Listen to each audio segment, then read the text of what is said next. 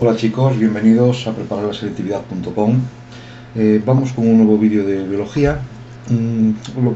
Estamos desarrollando el tema de inmunidad y lo que vamos a ver hoy en este vídeo es el concepto de respuesta inmune primaria y de respuesta inmune secundaria, ¿vale?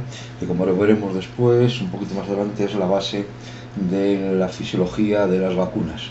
Bueno, imaginaos que le inyectamos a un animal una determinada cantidad de antígeno, ¿no? Bueno, pues entonces, cuando se produce la inyección de este antígeno, lo que va a ocurrir es que inmediatamente tiene lugar la respuesta inmune, es decir, se comienzan a formar los anticuerpos, ¿vale?, que aparecerán al cabo de varios días, ¿de acuerdo?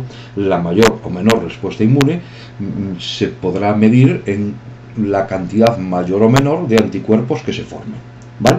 Entonces veremos que al cabo de unos días la carga de anticuerpos aumenta de forma muy rápida, de forma muy exponencial, y después va disminuyendo con el tiempo de manera gradual a medida que comienza a disminuir y a eliminarse todo el antígeno que provocó esa respuesta inmune, ¿vale?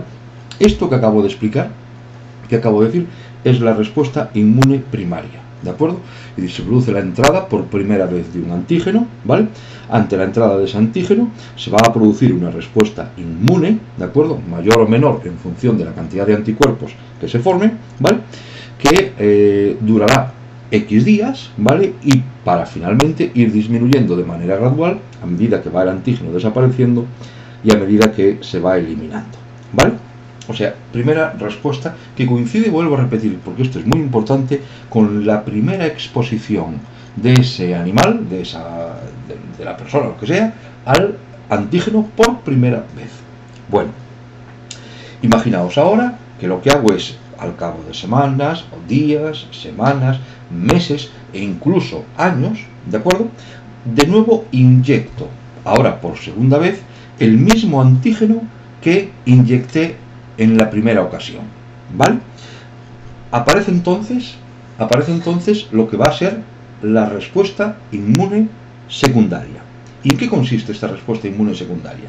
Consiste en que la producción de anticuerpos, fijaos en la gráfica, en la gráfica que tenéis ahí, que compara la respuesta inmune primaria con la respuesta inmune secundaria. Ahora veis que la producción de anticuerpos es más rápida. Como veis, la curva comienza a subir mucho antes que en la respuesta inmune primaria. Veis ahí que lo tengo puesto como retraso. El retraso en la respuesta inmune primaria es mayor que el retraso que se produce en la respuesta inmune secundaria, ¿de acuerdo?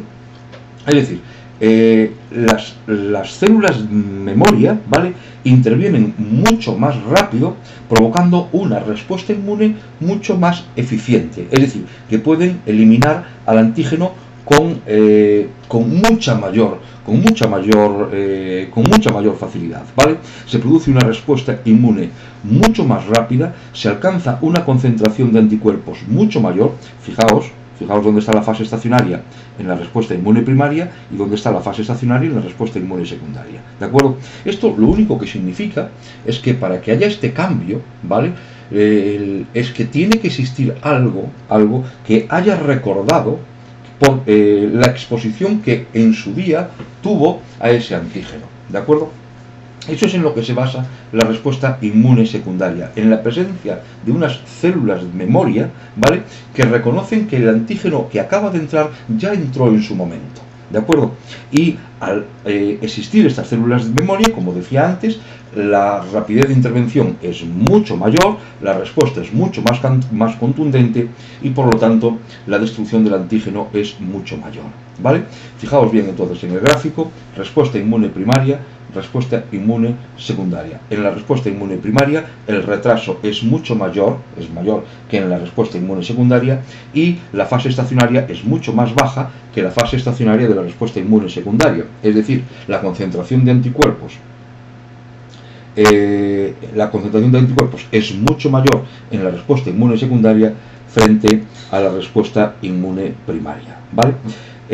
Bueno, pues el fenómeno que, es decir, la capacidad que tienen de producir una respuesta inmune secundaria dependiendo del tiempo en que duran las células de memoria, porque claro, una vez que las células de memoria ya no existen, ¿de acuerdo? La respuesta inmune secundaria no va a tener lugar, ¿de acuerdo? Entonces, esto que puede durar meses, que puede durar años, que puede incluso durar toda la vida, es lo que se conoce como memoria inmunológica, y como veremos más adelante es la base de las vacunas, ¿de acuerdo? El que tengamos que, para vacunar a una persona, el que tendremos que administrar dosis de recuerdo, es porque precisamente veremos cómo la memoria para reconocer al antígeno puede cesar, puede disminuir, y hay que recordar de nuevo para provocar, en el caso de que aparezca el antígeno, que se pueda producir la respuesta inmune secundaria, ¿de acuerdo? Bueno, pues espero que esté entendido. Este era lo que os quería explicar en este vídeo corto, lo que es la respuesta inmune primaria y lo que es la respuesta inmune secundaria, es decir, respuesta inmune primaria cuando se produce la entrada del antígeno por primera vez, respuesta inmune secundaria va a ser una respuesta con menos retraso y con una mayor carga de anticuerpos como consecuencia de la memoria a la primera inyección de antígeno o la primera toma de contacto con el antígeno, ¿de acuerdo? Bien, pues muchas gracias. Espero que os sirva, que os sea útil, que entendáis bien el concepto de respuesta inmune primaria y secundaria, y muchas gracias por estar ahí.